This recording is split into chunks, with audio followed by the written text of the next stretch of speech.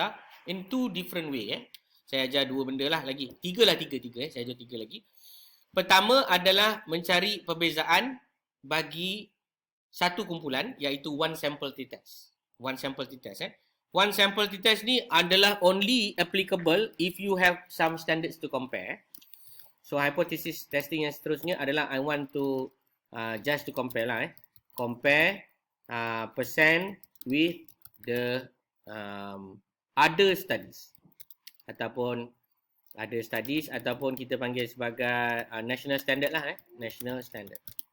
Contoh, kita ada satu kajian yang pernah dibuat oleh satu penyelidik. Dia menyatakan bahawa readiness yang sepatutnya ada di kalangan orang-orang yang matured ataupun orang-orang yang matang dekat negara maju sebagai contoh adalah lebih kurang 65%. So kita nak tengok, adakah data-data kita ini sama dengan 65, kurang ataupun lebih. So that is our hypothesis. So what is our null? There is no significance of the difference score between apa nama ni, standard lah. Standard. Okay, standard kita ni berapa? 65. So yang kat bawah ni pun sama. There is no significance and there is a significance between standard. Standard kita berapa? 65 ya, sama ya. 65. Okay, so now the statistical value, of course, we need to make it empty for a while because we need to insert it after this. The p-value are also being emptied so that we will know whether we want to reject or fail to reject the null hypothesis. So we want to run what kind of statistical analysis? We want to run the t-test juga ya, tapi bukan t-test yang independent. We are going to run for one apa? Bukan one ANOVA. One sample t-test. One sample t-test. Okay, faham ya apa yang kita nak buat ni sekarang? Faham ke tak? Kita dah ada 30 orang. 30 orang ini kita nak membuat perbezaan dengan satu number, iaitu satu indeks yang ditetapkan oleh negara, iaitu 30. So kita nak kira lah whether there is a similarity or there is a different. No similarity. Maknanya ada beza lah. Okay, to do that, analyze, compare mean, and go for one sample t-test. Okay, one sample t-test. So what is the function of one sample t-test? To test the mean samples of a population against a certain number or against a standards or against a certain values. That is the purpose of one sample t-test. Understand? Okay, click that one. And then you are going to be prompt something like this. And we are going to insert what kind of data? We are going to insert the percent data. You insert it already inside the test variable. And then please identify your test value. So in this case, my test value will be 65. Correct or not? Because we want to know whether there is a difference or there is no difference with regard to the 65 as our cutoff. And then I'm going to click the paste button and the syntax are going to be generated for me. So I'm going to rearrange. Rearrange ni maksudnya apa? Susun. So yang pertama ni adalah one sample t-test. Sebenarnya kena ajar one sample dulu. Tapi sebab one sample ni jarang-jarang pakai. That's why saya kemudiankan dia. So if you highlight and run, therefore we are going to be prompt something like this. The mean is 57 and this is the significant value and the t-value. So what is our t-value statistics? Minus 2156. So we are going to write something like this in our data. Minus 2.156. And then what is the p-value? Ladies and gentlemen, 0.039. Can you see over here? 0.039. Betul tak? This is less than alpha or more than alpha? Less than. So less than, we are going to reject the null or fail to reject the null? Reject. Very good. We are going to reject the null. So the null now will be gone. Then what is our hypothesis? What will be our conclusion then? Yeah, there is a significant difference of the readiness score when compared with the standard. Okay, faham kan? Senang ke susah? Senang. Okay, boleh buat ya? Boleh. Bagus. So now we are going to learn about parametric. Parametric is another, bukan parametric non-parametric. So non-parametric yang kita nak buat ini adalah Mann-Whitney. Kenapa kita pakai Mann-Whitney? Siapa tahu? Sebab ada Dua independent variable, betul. Lagi? Sebab apa kita pakai Mann-Whitney? Sebab kita nak mencari beza, betul. Sebab apa kita pakai Mann-Whitney? Ya, bila data kita dah tak boleh lagi nak cerita pasal dia punya mean. Kerana data ini adalah tidak bertaburan normal. Jika. Tapi data kita normal kan? Data kita normal. Tapi sengaja diajar supaya tuan-tuan dan puan-puan tidak kurang ajar. Okey? Maksudnya tuan-tuan dan puan tahulah macam mana nak analyze jika data itu adalah tidak normal. Not normal distributed. Okey, betul tu. Alright. Macam mana nak buat? Cara dia begini Cuma saya perlu bagi disclaimer.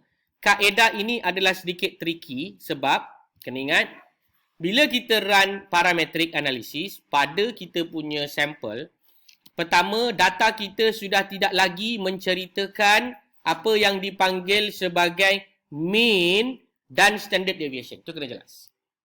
Sebab mean adalah untuk data yang normal. Data yang tak normal kena pakai apa? Malam kita dah belajar dah teori. Oh, saya tak ajar Oh, saya yang kurang ajar. Tak apa, saya ajar sekarang ya. Betul ke tak ada ajar? Oh, tak ada ajar. Okey, saya akan bagi tahu sekarang ni teori dia Parametric dengan non-parametric Parametric versus non-para. So when you are facing this kind of difficulty to present the MCT of the data, you want to present MCT and MD of the data. But you have choice. Which one to use? Parametric or non-parametric? But of course, to run the parametric or non-parametric is all up to the tabulation. Correct or not? So this one is called character. Characteristic. Ini nak bagi you faham So if the data is tabulated normally, then we are going to use the parametric. If the data is not normal, then we are going to use the non-parametric. So what about the MCT? If the data is normal, if parametric is used, then the MCT will be mean. If the data is not normal, then the MCT will be the median. What about the MD? Measurement of dispersion. If the data is parametric and the data is normal, then you are going to use the SD. You are going to use the variance. You are going to use the SE. All these are considered acceptable. If the data is not normal and you are going to use non-parametric, then your measurement of dispersion should be different, which is IQR. Interquartile range. What is the IQR? I already explained to you before. It is actually the presentation of the data at the 25th percentile and the data presented at the 75th percentile. That is the IQR. And if the data is normal, then what the another things that we need to discuss usually is the assumption. Assumptions, Assumption must be normality assumption. Okay, yang this one is not necessarily, So sometimes we no need to follow a lot of assumption as compared to the non-parametric. Parametric ni dia banyak assumption yang tidak terpakai. Nanti saya akan cerita kemudian. Okay, setakat ni jelas? So agak-agak sekejap lagi kita akan dapat tak mean dengan standard, median dengan IQR? Jawapan dia tak dapat. That's why saya akan kata tadi a little bit confusing because kita nak kena hasilkan sendiri median dengan IQR itu. Okay, so let's begin to the analysis part of the day. First of all, go to the analyze. Sorry. Before that, make sure you write everything. You write it already on a piece of paper? No need. You tak buat lagi kan? So, first kali kita akan insert table. We are going to insert the table. So, the table will be something like this. And we have the variable. And then inside our variable, we are going to discuss about the median. And remember, the median is the center of the non-parametric data. And then we have the IQR. And remember, IQR consists of 25th percentile data, and also 75th percentile data. And then remember also that inside the median and IQR, we are going to present another 2 column. The first column namely as what? Statistical value. Correct or not? Statistical. And then another value, another column will be the P value. Done. Okay, so far so good.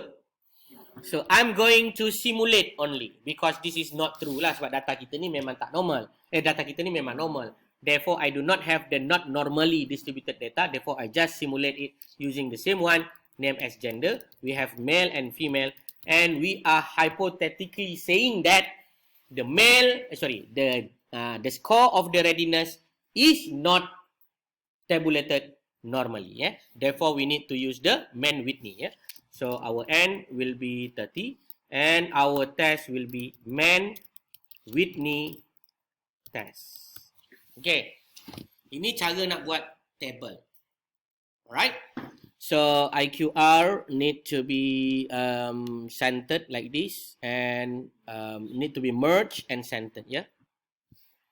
Alright, done.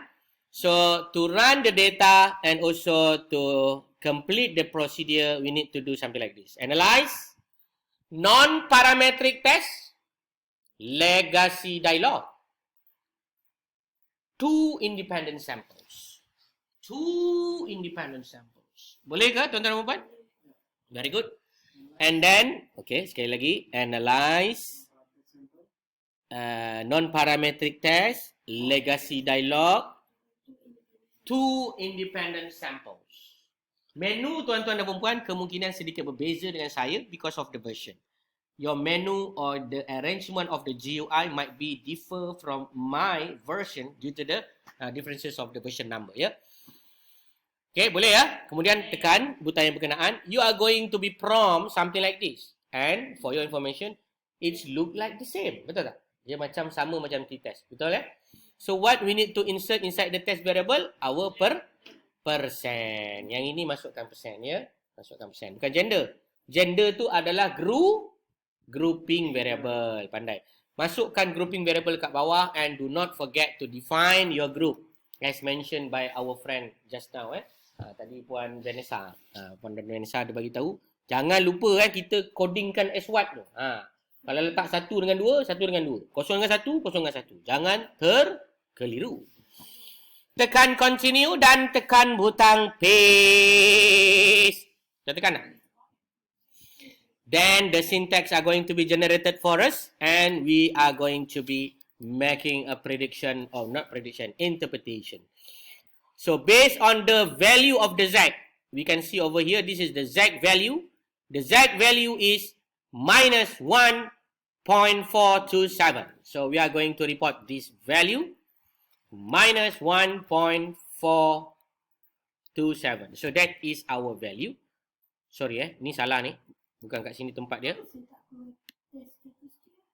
Kenapa tak keluar? Sekejap ya. Sekejap ya puan Okay, ini saya punya statistic value is 1.427. And then the significant value is this one Asymptotic significant to tail is 0.154. Okay, done ya. Tapi ada satu masalah. Cuba teka apa dia? Dia bagi min rank ke dia bagi median? Dia tak bagi median, betul tak? Dia bagi tak IQR? Jawapan dia tak bagi. Siapa yang saya kata dia ni? SPSS lah. SPSS tak bagi. Faham ya? Dia tak bagi. Jadi kita nak minta macam mana? Kita kena minta secara manual. So cara dia adalah seperti berikut. We do not have those value presented to us in front of our eyes automatically. Therefore, we need to request the help of SPSS to generate those things so that it appear on our eyes.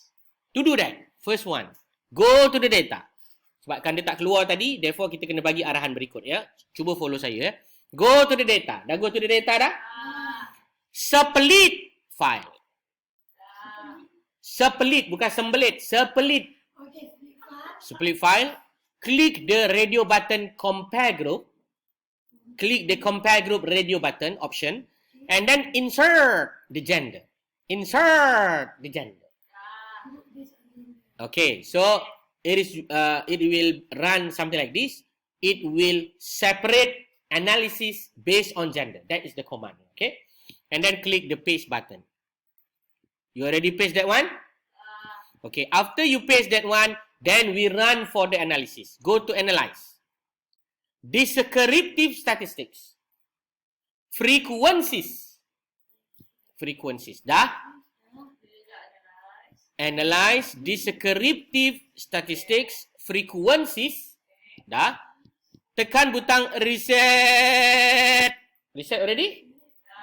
Okay, insert the percentage inside the variable box. Okay, and then the next one, click the statistics. Request for the things that you want, which is the median and quartile. Okay, and then click continue. Done. Do not forget to uncheck. Do not forget to uncheck. Do not forget to uncheck. Sebab kita tak nak nanti disenaraikan semua nombor. So dia akan confusekan kita. And then tuan-tuan dan puan akan tekan butang paste. Done already? Do not forget to put another command. You can write or you can request. Which one you want? You want to write or you want to request? Write lah senang Split file off. S-P-L-I-T. Split file O-F-F. Tekan noktah. Jangan lupa. Dia mesti tulis perkataan split file off. Dah sudah? And then do not forget to put some indicator or line, something like that, so that you will not confuse. Okay, done Okay, why I showing you this method? Because this highlighted row are the command to request for the median and IQR for a specific variable name. Faham tak? Tak faham? Kita cuba run. I'm going to highlight all those syntax that we produced just now, and then we run. What you will see is actually the median of the data for male and the median for the data for female, and also their relevant IQR. Faham ya? Itu sebab kita tulis ataupun kita hasilkan this syntax. Jelas?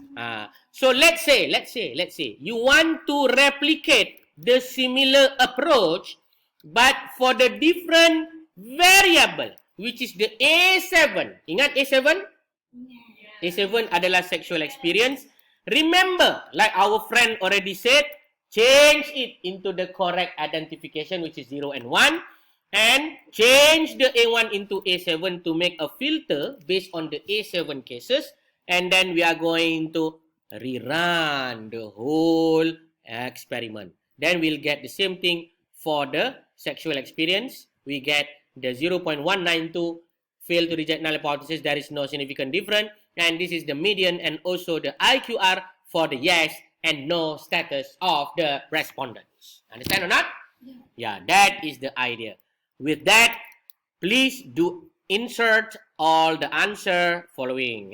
So tolong buat saya tunjuk contohnya ni sebab kita dah nak rehat. So saya amanahkan tuan-tuan dan puan-puan, sila buat benda yang sama tapi change it into the sexual experience ya. Yes and no tadi. Saya dah buat, tuan-tuan dan puan tak buat lagi kan?